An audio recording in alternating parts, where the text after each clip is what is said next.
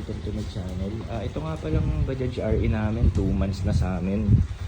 Bali, update ko lang kayo. Hi Berta!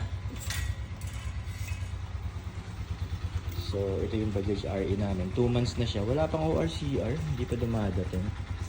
So, update lang natin. Kaya lang, start muna natin. Off muna, dapat naka-neutral ka din. Dito yung neutral. Yan, ito yung cambio niya nandito, parang best pa siya. So yan, neutral yung linya.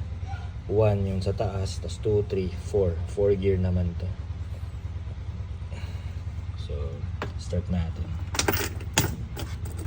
Yan, naka neutral. Yan. Ito yung hand start. Pag hindi siya nag-i-start dun sa pusian, kumbaga sa motor yung kickstart, di ba? Ito hand start, hihilahin mo pataas. Ito yung charger. Ito nga pala guys, nabili ko sa Lazada. Ano siya? Car charger. Bili niyo yung ganito, yung mahaba, yung sa gilid. Kasi nakabili ko ng isang mali, yung parang maliit lang siya na bilog dito. So ito, meron na siyang USB, meron din siyang C-type kasi marami ng C-type ngayon, di ba? So ayan, isasaksak mo lang siya dito. Ayan. So ayan siya.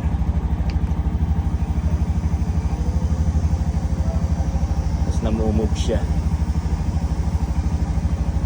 Kasi ito rin nabili namin sa Lazada din. Ayan o, nilagyan lang namin ng tali. Tinalian lang namin ng PC. Tapos ito nabibili ko sa Lazada yung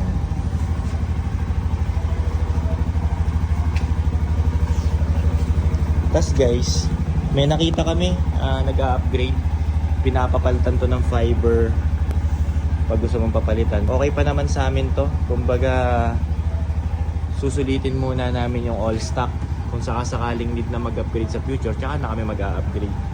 Tapos yung iba din naglalagay ng upuan dito sa harapan. Meron ding mga nagko-customize, nakita ko lang sa group ng Bajaj RE. So pwede kang maglagay dito ng pinto. Yung iba nga nagpapalagay pa ng bintana eh. Dito rin papalagay ng bintana. Pero hindi namin gusto namin i-keep yung pagiging all stock niya. Tsaka bukod doon wala pang budget pang pa-upgrade. Tapos ito, yung iba din nagpapalit ng malaking side mirror, yung pang bus. Ang laki talaga nun, ang laki. Ang ganda rin tignan eh. Yung talaga kitang-kita mo yung gilid mo. Tapos ito yung mga pwede pang i-upgrade. Yan, pwede ka maglagay dito ng dashcam. Tsaka alam mo yung makikita mo rin yung likod. Para kasi dito sa medyo limited ang vision mo sa likod kapag nagka-drive ka ng bukyo. Kasi ayan, maliit lang, tapos may pasahero ka, di mo na makikita. So maganda magpalagay ka dito ng dashcam, nakita yung likod para kapag umaatras ka din. So, tapos yan, yung atras nga pala yan guys, ito iaangat mo lang to, atras na yan. Atras yan. Kapag hindi ka na-atras, abante ka na ulit, ibababa mo lang ulit. So yun yung mga upgrade nya guys na pwede mong gawin sa Bajaj. Kasi may mga nakita rin ako yung mga naka-fat trim, yung wide trim ang tawag nila, yung matataba. Nakita ko lang din sa group. Pero ito yung stock nya, mapayat lang. So ayun, sinasabi ko, sinashare ko lang sa inyo yung mga pwedeng upgrade. Pero kami wala pa kaming plano mag-upgrade. Susulitin muna namin yung all stock niya. Tapos yan wala pang ORCR, wala pang plaka. Pero okay naman dito sa amin. Tapos wala naman checkpoint dito. So yan use unleaded petrol only. Ang recommended nila is yung premium 95 octane.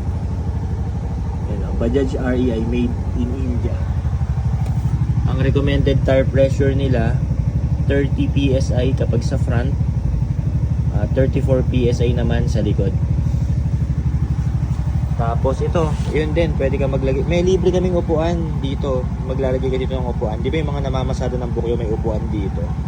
Pero dahil di naman kami namamasada, tsaka ayoko naman magsakay dito sa gilid, dalawang gilid. Kaya ayokong ilagay yung upuan dito. Kasi parang pamasada lang yun para magdagdag pasahero. Kasi ito naman sa likod, malaki din siya. Actually, kasya dito yung tatlong saktong size lang, normal size. 3 to 4 na mapapayat. Siguro 2 to 3 pag medyo chubby. Yan. Actually, bumili rin kami ng trapal. Yung trapal talaga pag umuulan. Pero kasi hindi naman namin to ginagamit kapag malakas talaga ulan. Kaya dala kami payong. So, ayun, okay naman sa amin yung trapal. Hindi namin masyadong sinasabak sa ulan tong bukyo. So ayun guys, ang update ng aming Bajaj RE, 2 months na siya, wala pang ORCR. Shinare ko lang sa inyo yung mga pwedeng upgrade. So ayun nga, kung gusto nyo i-upgrade yung Bajaj RE nyo dun sa group ng Bajaj RE, marami kayong makikita na mga seller doon, mga tiwalang mga online seller. Tapos siguro kung ako magpapalit, gusto ko palitan yung malaki, yung pang bus. Ang ganda, ang laki ganun, no? Kitang-kita mo talaga yung gilid-gilid mo. Tapos yan, yan, medyo empty na yung ano ko, nag-stroll kasi kami. Tapos ang tinakbo na ito ay 693 pa lang naman ang tinatakbo, 2 months. So dito lang naman siya, namin ginagamit sa Silang Tagaytay. Tapos ito, yan, no? Ito yung extra lalagyan.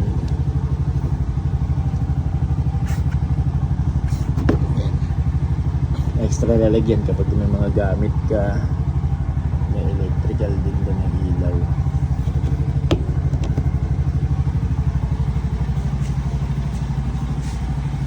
Yan guys, yan ang update ng aming Bajaj RE. So tandaan nyo guys, pag mag-i-start ka dapat naka-neutral. Kapag i-off mo na siya dapat naka-neutral. Tapos bago ka umalis dapat naka-handbrake. Kasi pagka pababa yung parking mo or pataas, uurong yung Bajaj mo, baka may mabunggo ka o may masanggi. Ayan, enough ko na. So yun lang guys, update ko uli kayo sa Bajaj RE. At kung may plano man kami i-upgrade, try ko ring i-post.